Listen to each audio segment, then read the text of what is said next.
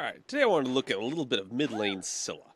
This is how you will take the mid camp. Something that I've been kind of working on people with is you can actually do a little bit of body blocking. I'm still taking damage there, but one of the biggest irritations that I find with taking the mid camps is usually you get the one person that tags them and everybody else backs out of the ring. Please do stay in the ring, so if one person decides, I would like not to take quite so much damage, that you could back out and thus let them take aggro and continue on. Anyway, I started off with a Vampiric Shroud and a Tiny Trinket. Gives you enough magical damage and stuff like that to be able to help you clear the wave early. This Ao Kuang was playing really aggressively, and so, you know, learned right there, we need to play a little bit safer. A little bit safer. So, it's all about clearing the waves before he does early game. Just trying to get that damage out. Trying not to take, see, I'm trying to stay back, make sure he doesn't drop a tornado on me. Seeing how he's positioning himself.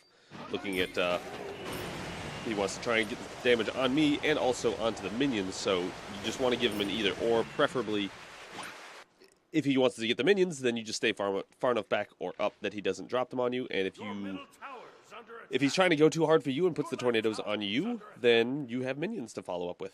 So, that's one way of looking at it. Next, we're going to look at some mid-game and how to really press your advantage.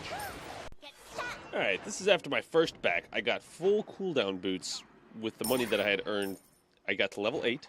I came back, just hit level 9.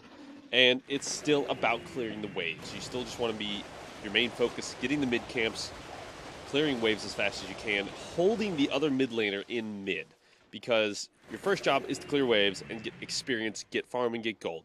Your second job is to follow the other mid laner. If he is sitting here all the time, then you could feel pretty safe about staying in mid and just farming up the lane. If he wants to try and rotate a lot, you need to follow him. Or at the very least, please call missing or say incoming, because you can take advantage of bad rotations. There's not all rotations are to the enemy's advantage. They could be rotating when, say, your duo lane is almost under their tower, and he's going to rotate to duo and try and do something, but he's not going to get anything out of it because they're not pushed up. So you have to use your own judgment call on that. Also with Scylla, it can be a little irritating clearing the waves because the circle doesn't always get every minion inside of it, so it can be a little frustrating. But getting these mid camps is super critical with getting ahead. As you see, I now have about a 2-level advantage over top of the Ao Kuang, and thus far I think I've gotten 2 mid camps out of the possible 4 that spawned, and I stole both those mid camps with that too. I mean, I've made a judgment call with that real quick, is the fact that I'm probably not going to need my ultimate in the next 60 seconds to a minute, or 60 seconds to a minute, that is a minute, but in the next 60 to 90 seconds, I'm just going to stay here and farm some waves, so it was worth it for me to go ahead and clear that, and that puts me another level ahead. Still 2 levels, but I'm probably a little bit farther in the experience lead thanks to stealing those camps, not to mention the fact that I put their their jungler and their support a little bit further behind because they tried to rotate for that, and they were expecting to get experience out of it, and now they did not. So it's just little advantages that you can take advantage of. So here, you're just still trying to stay back and not take any aggro damage. Getting wards is super critical for mid laners. I cannot express that enough. Every time I back, I try to pick up 2 wards. I try to put them down. Oftentimes, I don't get the chance to rotate out to put them down, but you really, really want to try and stay on top of your wards, because if you see somebody coming, it's easy. I'll just back up to my tower. So, next we'll look at some late game stuff here in just a second. I just wanted to highlight this moment real quick. Scylla's combo. Dogs into ultimate, into dead. If you can get a good dogs in there at 3/4 health, half health, and it's a squishy target like a mid laner, you just root them, grow into your ultimate. I like to lead the target a little bit so that way, because, I mean, they're going to run away, so, you know, don't just drop it dead center in the middle of them. See, now with the mid laner dead, I go ahead and rotate onto the left because there's nobody in mid to contest me, so this is going to make for an easy little zoning there. I threw it down prematurely, but it will definitely keep him from running that way or trying to run past me. So we just followed up on that, got that kill, and now this is always an opportunity for Gold Fury. When there's 4 people in left, you have 2, 3 people dead. Don't hesitate, just go straight to Gold Fury. I'm clearing out the ward there. Or a hive, excuse me. But they're not going to bother trying to come over here and fight this because there's 4 of you over here and not nearly enough. As you can see on the minimap, Nemesis is just starting to come over. And then feel free to go back. Ao Kuang's just coming back in mid. I opt to go back and I think continue clearing mid. Waiting for those mid camps to come up right there.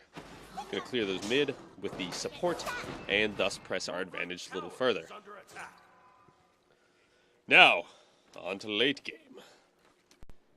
Alright, I want to quickly describe what I currently have on me. I have Bancroft's Talon, Shoes of Focus for the cooldown and magical damage, of course. A Rod of Tahuti to get that extra magical damage. Obsidian Shard because I want penetration against tanky characters like Ymir. And then a Polynomicon so I can do a little bit extra follow-up damage. And then I got this Magi's Blessing because Ymir, basically. At this point, I had been burning down people so fast that I wasn't really worried about getting that extra damage so much as I was worried about staying alive. And Ymir was one of the big irritants in locking me down, so I picked up a Magi's Blessing to give me a get-out-of-jail-free card when Ymir runs up and tries to Frost Breath me. Now I want to talk a little bit about positioning. Right now, we have our solo laner, Link, is going to be staying back here in the back left corner because we're all setting up for a Fire Giant. We have our tank in the back right.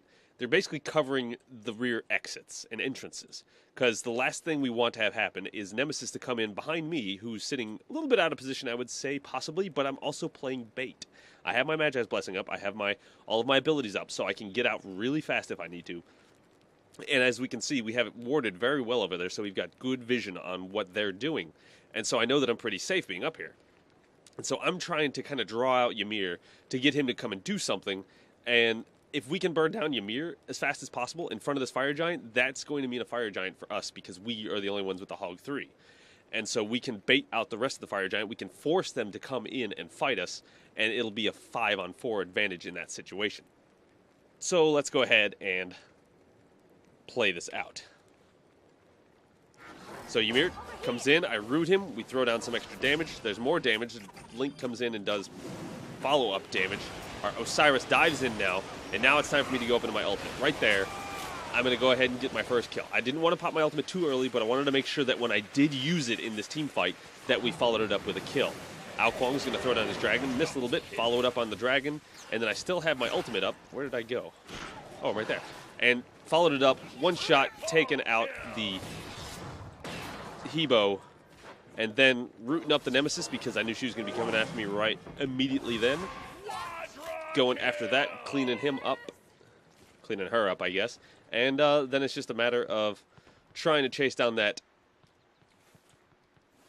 lovely, lovely honeybee, which ended up being a delayed penta, but unfortunately I didn't actually get the penta. So we then take the Fire Giant and move on to roll through some more towers. I think we take a Phoenix or two after this. But as you see, I'm pretty low, so we have to go back. We have to kind of reset, hurry up and rush back and get the Fire Giant. So they're going to go ahead and start it. But where it comes to late game mages, what I find works best for me, because everybody needs to figure out how they like to play, what kind of attention you can pay, basically. How well can you keep track of everybody involved in the fight? How well can you position yourself? All those good things. So late game, I like to try and hang a little bit towards the back, definitely around my tank. They were starting to focus me towards the late game because they knew that I put out a ton of damage, which is the correct decision by them. They really need to burn down the super damage dealer. I mean, at this point, I'm 14-4, so they need to stop me. And so basically, I was telling our support, you need to babysit me. I am your job. Because like right here, Nemesis is going to jump all over me and just make me have a very bad time. So I was just out of position. I didn't have wards there or vision, and so she just jumped all over me. And so you just got to be very careful with how you roll around, how you position yourself, and stuff like that. So I hope this is a helpful guide for Scylla. I hope this helps you just in general of your mid laners. And there's our Artemis going ham on the Nemesis. Let's see if she's able to, yep, she's able to take him out. See, it's all about the boxing match and the match up between the two gods. So you just got to be careful when you position. Be aware of what's going on, when you're doing it, how you're doing it. That's a very nice move there by Osiris, getting out of that situation. Letting Artemis follow up on Hebo. Taking quite a lot of damage from it. But that pretty much covers it for me. If you guys have any questions or there's anything else you would like to see or would like me to explain in my future videos, please do let me know. Leave a comment, suggestions, anything like that. Thanks for watching, and I hope this was helpful.